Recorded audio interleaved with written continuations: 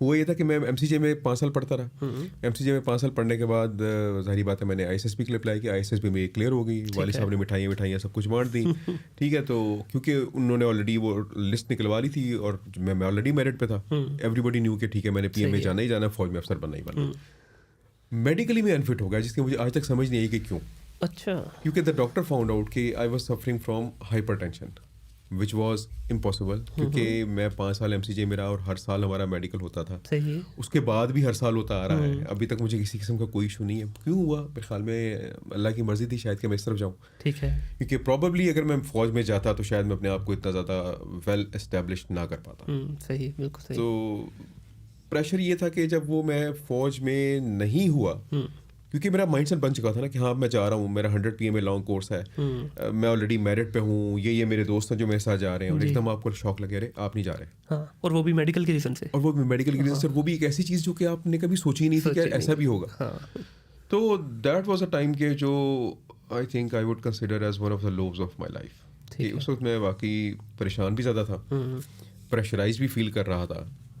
तो that was तो कैसे निकले सर इस पूरी सिचुएशन में, क्योंकि बड़ा मुश्किल हो जाता है अल्लाह इस पाक तरह ने की निकाला। सिचुएशन है। उस सही। वक्त काउंसलिंग तो कोई होती नहीं थी। अब काउंसलिंग क्या, अब हमारे घर वाले सादा से लोग थे, उन्हें क्या पता कि ये किस प्रेशर में से, उनको बस ये पता था हाँ परेशान है, ठीक है ठीक हो जाएगा बस। सही सही। ठीक है, और मुझे खुद भी यही पता था, इससे ज़्यादा मुझे भी पता नहीं था। ठीक है, हाँ बस मुझे ये था कि एक मेरे टीचर थे, मैथ्स के टीचर थे, अभी तक मैं उनसे इन टच में हूँ। मिलिट्री कॉलेज चले में उन्होंने 5 साल हमें पढ़ाया, बहुत अच्छे उस्ताद थे। मैं एक दफ़ा अपने सर्टिफिकेट से नहीं गया तो उन्होंने मुझे बुला के बिठाया, मुझे एक बात की, उन्होंने कहा बेटा कोई बात नहीं, अगर बुरा वक्त हमेशा, अगर अच्छा वक्त हमेशा नहीं रहता ना तो बुरा वक्त भी नहीं रहेगा। अल्लाह पे भरोसा करो, सब ठीक हो जाएगा इंशाल्लाह। सही। तो बस आहिस्ता आहिस्ता अपने आप को, मतलब मैं तो ये कहूँगा अल्लाह पाक ने बस निकाल दिया मुझे इस डिप्रेशन से, वरना that depression could have you know lasted for long. बिल्कुल ऐसी है। मैं भी इस पे लाइटर नोट पे पूछना चाहूँगा कि हमारे यहाँ पाकिस्तान में क्यों नहीं, देखें मतलब कहने को 250 मिलियन की आबादी हम लोग हो चुके हैं, इस तरह की चीज़ें क्यों यहाँ पे अभी तक डेवलप नहीं हो पा रही, जबकि हम वेस्टर्न वर्ल्ड में देखें तो वहाँ पे आपकी काउंसलिंग भी की जाती है, चाहे वो करियर से रिलेटेड हो या किसी भी तरह की काउंसलिंग हो, वो आपको प्रॉपर तरीके से गाइड किया जाता है। इवन गवर्नमेंट के एंड से सोसाइटीज़ के अंदर जो है ना डिबेट की जाती है इस चीज़ पे। हमारे यहाँ इस चीज़ को बिल्कुल जो है ना इग्नोर किया जाता है, ख़ास तौर पर जब कोई इस तरह का मैटर आ जाता है कि एक बंदे को वाकई जेन्युइनली हेल्प चाहिए, वहाँ पे हेल्प करने की बजाय उस पर तानाकशी की जाती है। मुनीर साहब, दो तीन चीज़ें मेरी समझ में इस ज़ुमरे में आती हैं। पहली चीज़ तो ये कि ऐसा नहीं है कि हम लोग कम्प्लीटली इग्नोर कर रहे हैं। There are institutions and there is education, but ये कि ज़्यादातर हमारे जो मसाइल हैं वो हमारे मुल्क की पॉलिटिकल सिचुएशन की देन है, लोगों की गुर्बत की देन है। और अगर आप ये देखें in a grand scheme of things कि हमारे कितने ज़्यादा मसले मसाइल हैं, तो हमारे जितने मसले मसाइल हैं और जितनी हमारे यहाँ गुर्बत के लिहाज से बीमारियाँ मौजूद हैं, हमारे पास और बहुत करने को कुछ।